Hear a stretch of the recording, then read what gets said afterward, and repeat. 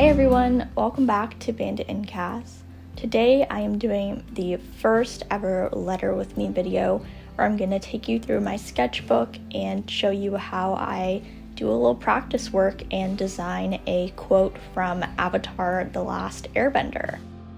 First, let's get into it by showing you guys my current sketchbook.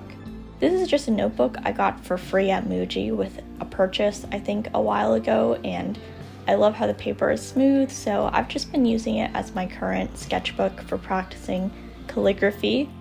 Right now I'm working on quote design and laying out quotes, so that's kind of what you'll mostly see in this sketchbook.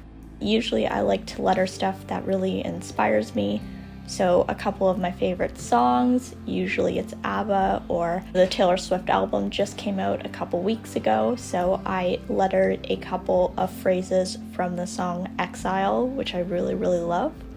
But today, I will be lettering a quote from Avatar: The Last Airbender, and this quote was said by Uncle Iroh. Not only is Iroh one of my favorite characters in the series because of his wisdom, but his love of tea is really strong, and I really relate to that. I'm also a really big tea lover, so naturally I usually have a cup of tea by my side at all times of the day, but especially for this video I made sure to have a nice cup of peach tea so I could really get those Iroh vibes going while I design this quote. So I'm starting this piece by creating the guides for my calligraphy. I like to think of these as the scaffolding that you need to put up to make sure that your building is straight, and it's the same thing for calligraphy. It's really important to do the groundwork first and make sure that you have a strong base to work off of, because even though you don't necessarily always need guides in order to get a really good finished product, it can really help make it a lot easier to get there in the end and help support you. But moving along from me talking about lettering for 10 minutes, because that could be its own video, I also wanted to talk to you guys in this video about how I started hand lettering and how I kind of got to where I am today. So when I started hand lettering, I actually was in my first year of university. Right now I'm in my first year, or my second year now, of my master's, so I've been lettering for the past 4 years. And I started it because I was really stressed out. I had a lot of work because I was doing a essentially pre-med undergrad, and a lot of stuff I had to do in those classes was memorizing cells and memorizing all of this information. And I really wanted a creative outlet that I could express myself with. So I had a Sharpie brush pen sitting in my dorm room, and one day I picked it up and just tried my best to do some lettering. And if I have a photo of that first piece, I will show it.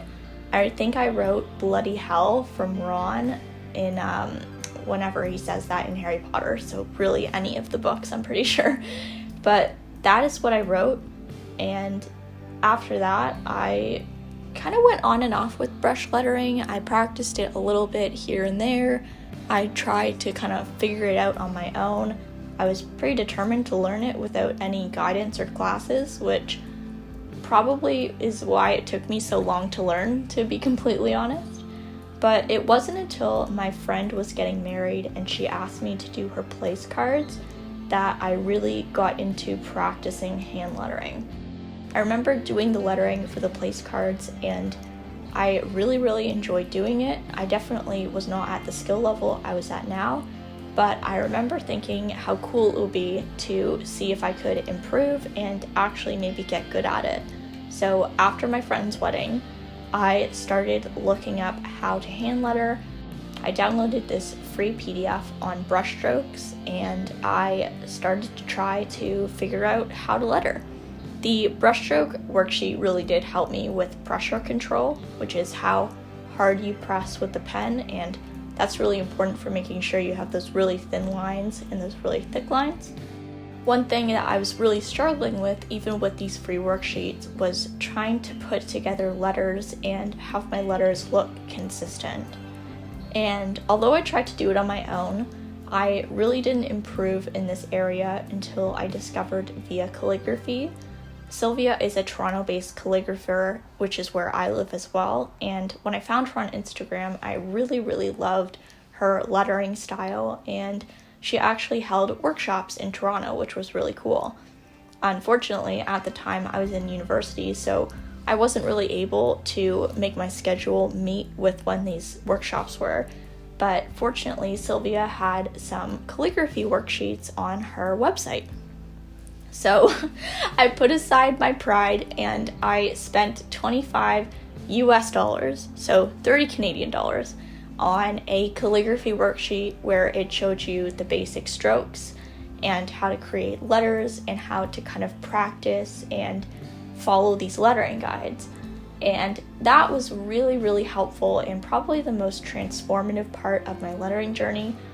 I think I had this opinion or this mindset that I had to do it without anyone's help, which is kind of a life mindset of mine, and it's something I am working on. But once I put that aside and I finally caved in and got some education from someone who was actually a professional in the field, it really helped me improve, and I saw such big improvements in my lettering after I started using Sylvia's worksheets. Something a lot of people also ask me about, and this kind of ties into my lettering journey as well, is how I found my style with calligraphy. And I think personal style in art is very, well, personal. And it was the kind of thing where you start by learning with anything through copying someone else. And then as you eventually learn the rules, you start to learn how to break the rules. Once I learned Sylvia's style, I started to play around with the letters and play around with how I drew each letter. I kind of had this weird spidey sense where I would just look at a letter and I would know whether or not it was the way I wanted it to be. And a lot of letters weren't the way I wanted it to be personally. As much as I love Sylvia's style, I really wanted to find my own personal style that was a bit different from hers and really anyone else's if possible. So I just started playing around with my letters and experimenting with different ways of drawing stuff, doing different types of shapes to kind of minorly change each letter individually.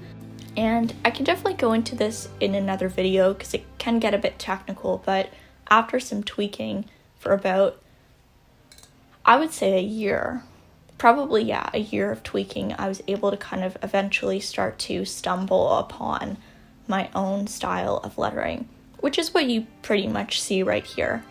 And the cool thing about the lettering that I have right now and that you see is that it's going to continue to change and evolve, and that's a really cool part of calligraphy. You're constantly refining and tweaking and changing your letters, and things tend to evolve with you, which I think is really beautiful and very humbling because you always feel like there's something new to learn, which is really cool. So that is a bit of a brief introduction and story about how I learned hand lettering. I hope that you guys enjoyed hearing my story, or at least watching some cathartic and therapeutic hand lettering relaxation clips. And let me know below where you're at with your hand lettering journey, or if you're not doing hand lettering and want to chat with me about Avatar, that is more than okay. And besides that, thank you so much for watching, and I will see you in next Saturday's video. Bye everyone.